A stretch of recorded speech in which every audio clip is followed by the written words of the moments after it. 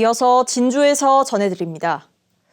폴란드가 지난 9월 사천의 한국항공우주산업 카이와 FA-50 전투기 48대를 구매하는 9조 원대의 초대형 계약을 맺었는데요.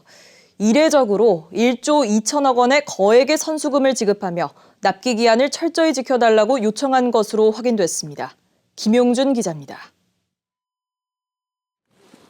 지난 9월 폴란드와 한국항공우주산업 카이가 맺은 FA-50 전투기 48대 수출 계약 30억 달러, 우리 돈으로 4조 원 넘는 규모인데 두 달여 만인 최근 폴란드가 전체 대금의 30%가량인 9억 달러, 한화로 1조 2천억 원가량을 카이에 선수금으로 지급한 사실이 확인됐습니다. 통상적인 무기 수출 계약의 선수금은 10% 수준, 지급 시기도 거액의 계약인 만큼 1년까지 여유를 두는 것으로 알려졌습니다.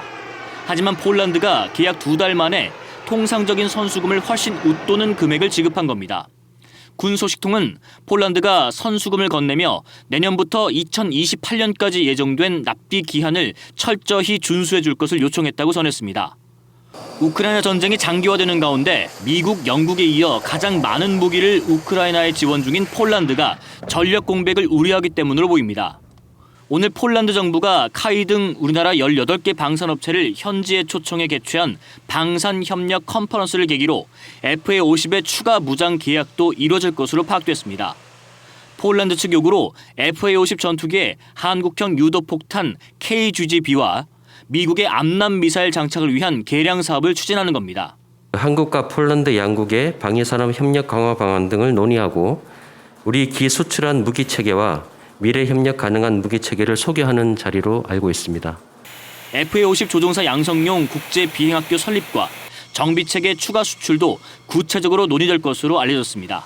KBS 뉴스 김용준입니다. 진주보건대학교 부당해고 교원 복직을 위한 대책위원회가 오늘 진주시청에서 기자회견을 열고 모 교수에 대한 면직과 파면, 재임용 거부 등에 대한 학교 측의 인사조치에 대해 국가인권위원회와 대법원이 인사조치 취소 결정을 내렸음에도 학교 측이 따르지 않는다고 말했습니다. 이에 대해 학교 측은 해당 교수의 복직을 추진했지만 학생 부족 등 학과 폐쇄로 어려움이 있었다며 내부 검토를 거친 뒤 입장을 밝히겠다고 말했습니다. 인구 10만 명 이상의 중소도시에도 간선 급행버스 BRT 구축이 활성화될 것으로 보입니다. 국토교통부는 이 같은 내용을 담은 간선 급행버스 체계법 시행령 개정안을 오늘 국무회의에서 의결했습니다. 경남의 10만 명 이상 중소도시는 진주와 통영, 사천, 밀양, 거제 등입니다. 남해 동부 앞바다에 풍랑주의보가 내려짐에 따라 사천해경이 오늘 오전 9시부터 안전사고 위험예보제 관심 단계를 발령했습니다.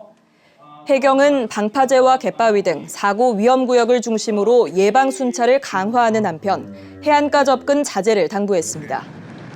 남해 동부 앞바다에 내려진 풍랑주의보는 내일 오전 해제될 예정입니다. 지금까지 진주에서 전해드렸습니다.